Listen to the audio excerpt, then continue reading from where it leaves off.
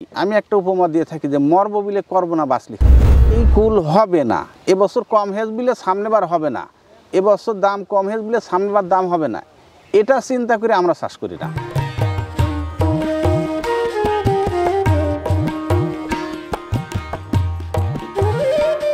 আসসালামু আলাইকুম দর্শক বন্ধু, আজকে হচ্ছে 2রা জানুয়ারি 2025 সালের দ্বিতীয় দিন।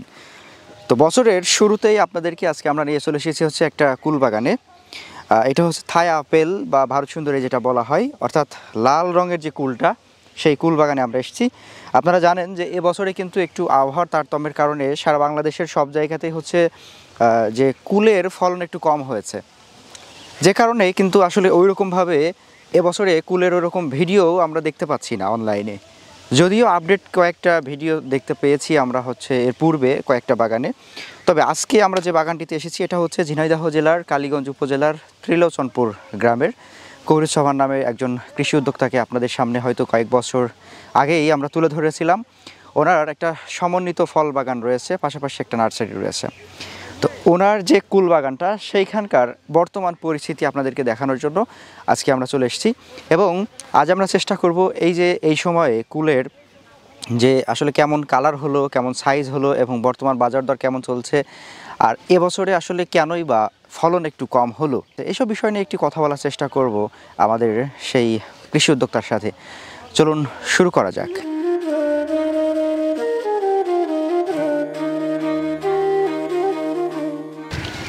আসসালামু আলাইকুম।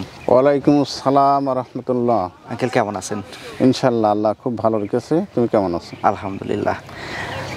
আঙ্কেল, আপনার কুল বাগানে এসে মোটামুটি একটু ভালো লাগছে, কারণ এবছরে আমরা জেনেছি যে হচ্ছে একটু কুলের ফলন খুবই কম, সারা বাংলাদেশে বেশ কম, মাঝারি বলা যায়। মাঝারি বলা যায়।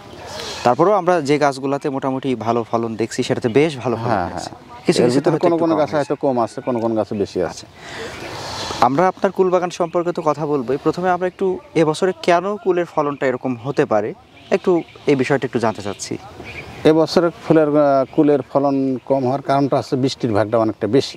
যখন ফুল ছিল তখন বৃষ্টিটা অনেক বেশি হয়েছে। অবশ্য বৃষ্টিটা আল্লাহ কিন্তু সব জায়গায় একরকম দেয় না, কোনো জায়গায় হয়তো কম হয়েছে, সেই ক্ষেত্রে তাদের হয়তো ফলন বেশি হয়েছে। আচ্ছা আচ্ছা। আবার কোনো জায়গায় বেশি হয়েছে, সেই ক্ষেত্রে তাদের হয়তো ফলন কম হয়েছে, এই ধরনের হয়েছে। আচ্ছা, আমরা এখানে কয়েকটা গাছ দেখছি যে বেশ এইদিকে একটা গাছ, ওইদিকে একটা, এইদিকে একটা, এইদিকে মোটামুটি একটু ভালো ফলন পাচ্ছি। এই যে গাছগুলা, এইগুলোর এভারেজ, এই গাছটার ব্যাপার যদি আমরা একটু বলি, এই গাছে এভারেজ কেমন ফলন আছে?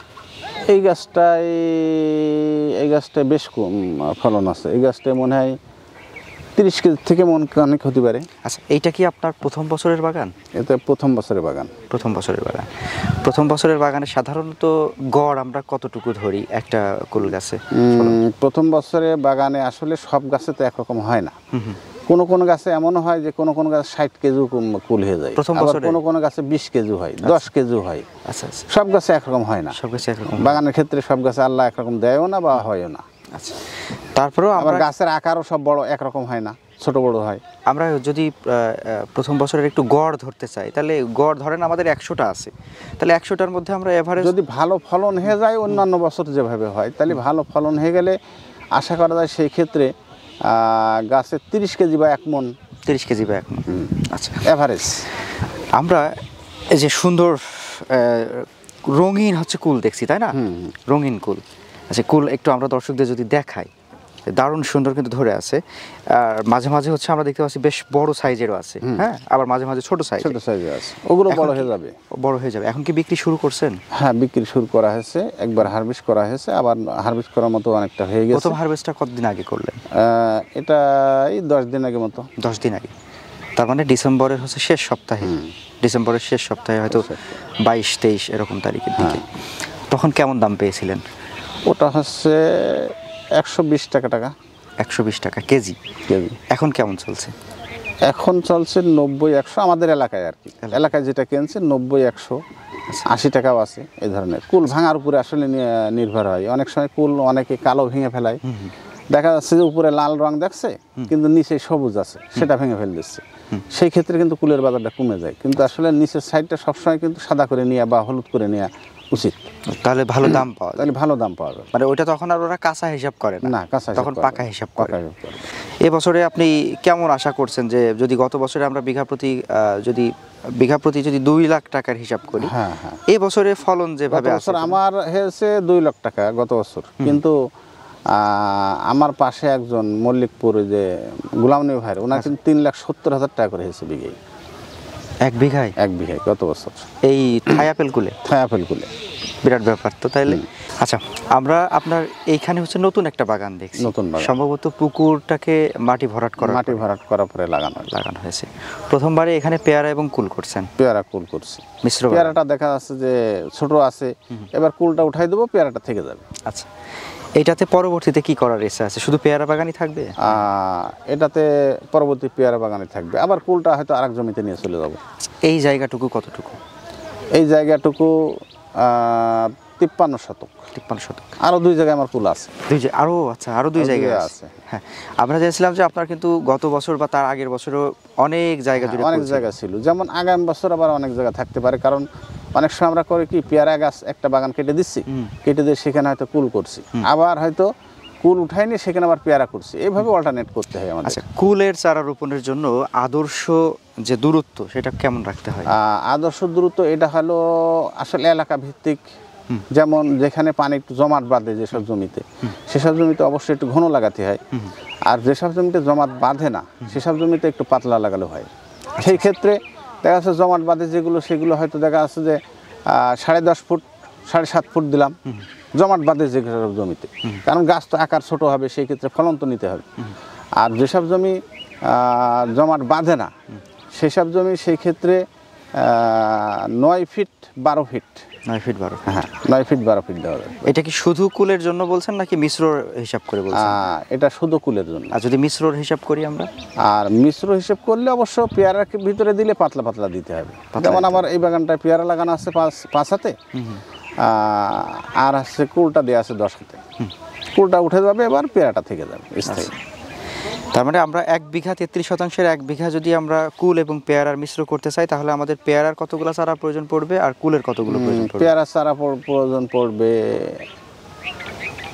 250 থেকে 300। 250 থেকে 300। আর হচ্ছে কুলের চারা প্রয়োজন পড়বে সেখানে যেমন বিঘায় 80টা। আচ্ছা, এখন আমরা যদি আপনার এই কুলের বর্তমান পরিস্থিতি নিয়ে একটু কথা বলার চেষ্টা করি। বেশ দারুণ কালার এসেছে এবং হচ্ছে আপনি বলছেন হারভেস্টের উপযোগীও হয়েছে। খাওয়ার উপযোগী এখন কুল আছে কিনা? হ্যাঁ, আছে। একটু আমরা খেয়ে দেখি তাহলে। একটা কুল আমরা একটু, হ্যাঁ, দর্শকদের একটু দেখাই। দর্শক, আমরা এটার একটু কালারটা দেখি, একদম কত সুন্দর একটা কালার এসে গেছে। আচ্ছা আঙ্কেল, আমরা আরো একটা কুল নিই। হ্যাঁ, এটা তো এক অংশটা একটু মতো আর কি। আরো একটা দেখাচ্ছি, যেমন আমরা দেখো বড়। হ্যাঁ, এইটাও দেখা যেতে পারে। হ্যাঁ, আর সাধারণত হচ্ছে ভারত সুন্দরী যখন পেকে যায় তখন কিন্তু এই যে লাল রংটা একটু কমে যায়, হলুদটা বেড়ে যায়, এই যে এই হলুদ কালারটা। তো আমরা একটু এটার হচ্ছে যে ভালো সাইজ দেখছি যে সব রকমের সাইজই আছে। আমরা একটু খেয়ে দেখি। হ্যাঁ, কুলটা এবার একটু লেটে এসেছে। তার মানে কি এবার আমরা একটু মানে দেরিতে বিক্রি করতে পারবো? হ্যাঁ, হ্যাঁ, তারপরেও জানুয়ারির ভিতরে আশা করা যায় শেষ হয়ে যাবে। আচ্ছা, একটু খেয়ে দেখি কেমন স্বাদ হলো। বিসমিল্লাহ।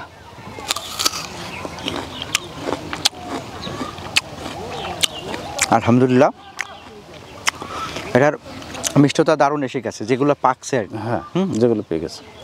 যাই হোক, আর হচ্ছে থাই আপেল বলেন বা ভারত সুন্দরী বলেন, যেটাই বলেন না কেন, এটার মিষ্টতা কেমন, এটার দরদাম কেমন থাকে সেটা তো দর্শক জানে। আজকে একটু ব্যতিক্রম ব্যাপার নিয়ে আমরা একটু সর্বশেষ কথা বলতে চাইবো। সেটা হচ্ছে কুল চাষটাকে আপনি কেমন লাভজনকভাবে দেখলেন? কুল চাষটা লাভজনক খারাপ না, যদি ভালো হয়ে যায় তাহলে যদি ভালো সাজেশন নিয়ে ভালোভাবে করা যায় তাহলে বিঘে ভুঁইতে 2-3 লাখ টাকা আশা করা যায়। আচ্ছা, 2-3 লাখ টাকা। হ্যাঁ, ভালো পরিচর্যা লাগবে। এখন দেখা যাচ্ছে অনেকে আছে লাগিয়ে থিয়ে দিলে আর কিছুই করলো না। আর প্রাকৃতিক দুর্যোগ তো সেটা তো বলা লাগবে না, সেটা যদি হয় কারো আমাদের কোনো হাত নেই, সেটা আল্লাহ যেভাবে চালাবে সেভাবে চলবে। যাক, এখন কুল চাষ করতে হলে কি ধরনের মাটিতে কুল চাষটা ভালো হয়, কেমন সুন্দর হয়, এই বিষয়ে একটু বলেন। কুল চাষটা আসলে সব ধরনের মাটিতেই হয়। আচ্ছা, তবে এঁটেল মাটিটা হচ্ছে প্রতিটা ফলের জন্য বিখ্যাত। আর এঁটেল মাটি দোআঁশ মাটি, কিন্তু বেলে মাটিটাই সেই ক্ষেত্রে বেলে মাটিতেও হয়, তবে বেলে মাটিটা একটু অনেক সময় ফলন কম হওয়ার সম্ভাবনা থাকে। তাহলে এখন আমাদের যে সকল দর্শক ভাইরা দেখছেন, যে যারা হয়তো কুল চাষ করবেন বলে ভাবছেন, বা যারা হয়তো এবছরে অল্প কিছু করছেন, পরের বছরে একটু বেশি করে করবেন, আবার কেউ কেউ হয়তো এবছরে ফলন কম হওয়ার কারণে একটু হতাশ হয়েছেন, তাদেরকে একটু কিছু পরামর্শ তবে আমি একটা কথা বলি, আসলে আমরা যারা চাষি, আমার জীবনের কথা যদি আমি বলি, আমি যতগুলো চাষ করেছি, এর আগে সবজি চাষ করতাম, তা কোনোবার সবজি বিক্রি হতো না, তাতে কিন্তু করা বন্ধ করি নাই। আবার কোনোবার সবজি ভালো হতো, কোনোবার হতো না, তাতে কিন্তু করা বন্ধ করি নাই। আমরা যারা কৃষক, এদের কিন্তু ওই আমি একটা উপমা দিয়ে থাকি যে মরবো বিলে করবো না, বাঁচলি খাবো কি। আমি এই কুল হবে না, এবছর কম হেজ বিলে সামনেবার হবে না, এবছর দাম কম হেজ বিলে সামনেবার দাম হবে না, এটা চিন্তা করে আমরা চাষ করি না। আর এটা চিন্তা করে যেসব কৃষক করবে তারা কিন্তু আসলে ভালো ফলাফল পায় না। যেমন আমরা কি দেখছি, আমার জীবনে আমি অনেকেই দেখছি যে এবছর হলদির দাম বেশি, হলদি চাষ করতে হবে, মরিচের দাম বেশি, মরিচ চাষ করতে হবে, বেগুনের দাম বেশি, বেগুন চাষ করতে হবে, ফলের দাম বেশি, ফলের চাষ করতে হবে। তো যেটার দাম বেশি পরবর্তী বছর কিন্তু সেটার দাম কম হওয়ার সম্ভাবনা থাকে, কারণ অনেকেই করে ওইটা। হ্যাঁ, এটা কিন্তু করে যারা এই ধরনের বেছে চাষ করা হয়, তারা কিন্তু অবশ্যই ঠকে। আচ্ছা, আর যারা একই চাষ যেটা ধরে আছে এটা বারবার করতে থাকে, কোনোবার ভালো কিছু দেবে, কোনোবার একটু কম দেবে, কোনোবার প্রাকৃতিক দুর্যোগের কারণে হয়তো মার খাবে, কোনোবার দামের কারণে এদিক সেদিক হবে, এটা হয়ে থাকবে। কিন্তু আসলে আল্লাহ কখন দেবে এবং কোন বছরে দেবে এটা আমরা কেউ জানি না, যার কারণে অবশ্যই যেটা ধরে থাকা উচিত। সেইটাই আমাদের ধরে থাকতে হবে। হ্যাঁ। আল্লাহ কখন আমাদের দিকে মুখ তুলে হ্যাঁ, যাবে এটা এটা বলা আমরা যাবে না। বলতে পারবো না। আচ্ছা, তাহলে আমাদের একটু কৃষক ভাইদের পরামর্শ দেন যে কুল চাষ করতে হলে তাদের কি কি বিষয়গুলো একটু খেয়াল রাখতে হয়। হ্যাঁ, কুল চাষ করতে হলে সব থেকে বড় কথা হচ্ছে যে আমি যতই বলে রাখি এখন সেটা আসলে মনে থাকবে না। আসলে আমি যাদের চারা দিয়ে থাকি তাদের তো আসলে আমি পরামর্শ দিয়েই থাকি, এমনকি যাদের চারা দিই না, তারা আমার কাছে নেয় না, তারাও কিন্তু অনেকে আছে পরামর্শ নেয়। এমনও হচ্ছে অনেকের আমি বাড়ির কথাও জিজ্ঞেস করি না। আমরা এটা জানি, আমাদের এবং দর্শকরা আমি আমাদের কিছু মন বলে। খুলে আমার যেটাতে ভালো হয় আমি সেটা মন খুলে প্রাণ খুলে আমি তাদেরকে সাজেশন দিই, আমার যেটাতে ভালো হয় সেটাই বলি। সেটাই আসলে আমাদের কৃষকদের ভিতরে আরেকটা কিন্তুই আছে যে আমি ভালো খাবো, আমি ভালো নেব, আর একজন যদি নেয় তাহলে আমার মান কমে যাবে না, এটা কখনোই হতে পারে না। এটা হচ্ছে আমি যদি সত্য কথা বলি আমার কারণে একজন উপকৃত হয়, এর প্রতিদান পরকালে তো আমি পাবই, আল্লাহ আমার দুনিয়ার পরে বরকত বাড়াই দেবে। অবশ্যই অবশ্যই। যাক, আর তাহলে এই জন্য দর্শকদের আমরা সবসময় বলে থাকি যে দর্শক আপনারা যখন এটা শুরু করবেন ওই সময়ে আপনি যখন যে সমস্যাটা ফেস করছেন তখন একটু যোগাযোগ করেন, অবশ্যই। যেহেতু ওনার অভিজ্ঞতার একটা বিরাট পর্যায়ে রয়েছে। উনি কিন্তু ওই যে কৃষির মধ্যে দিয়েই ওনার হচ্ছে যে চড়াই উতরাই পেরিয়ে এখন কিন্তু একটা সফলতার জায়গা, হ্যাঁ। কৃষির মধ্যে থেকেই, আর কিচ্ছু না। আমার জীবনে আমি এই কৃষি ছাড়া কোথাও কোনো পথে যায় নাই। কোনো পথে যায় না। আর কৃষিতে আসলে আমার এতটাই স্বাবলম্বী করেছে যে আসলে বলা ঠিক না। তারপর আমি এবছর দেব 19 বিঘে জমি আল্লাহ আমাকে কিনে এসেছে, শুধু কৃষি মানে চাষাবাদে। এবং আমি মাঠে অফিস করেছি, বাড়ি দোতলা করেছি, এবং সার্বিক দিক 40 বিঘে বাগান আমার চলছে, আচ্ছা আচ্ছা। 30-32 জন লেবার চলছে এই কৃষির উপরে। কিন্তু আমার কিন্তু কোনো পথের অন্যান্য সাইটের কোনো ইনকাম নাই, সেটাই। এবং এই হালাল দিয়েই আল্লাহর রহমতে আমার অনেক কিছু আল্লাহ অনেক করাই কিছু দিয়েছে। করছে। এই জন্য আপনাদেরকে বলি যে আপনারা ওনার সাথে পরামর্শ করেন। আর তবে সবচেয়ে ভালো চাষ হয় করতে হচ্ছে হতে সেই ক্ষেত্রে আমি আরেকটা কথা, শেষ কথা বলবো, চাষ করতে হলে একনিষ্ঠ মন দিয়ে করেন। আচ্ছা, একনিষ্ঠ মন দিয়ে সেটা যদি পরিচর্যা করা যায় তাহলে অবহেলা না থাকে, তবে আল্লাহ তার থেকে সফলতা দেবে ইনশাল্লাহ। ইনশাল্লাহ।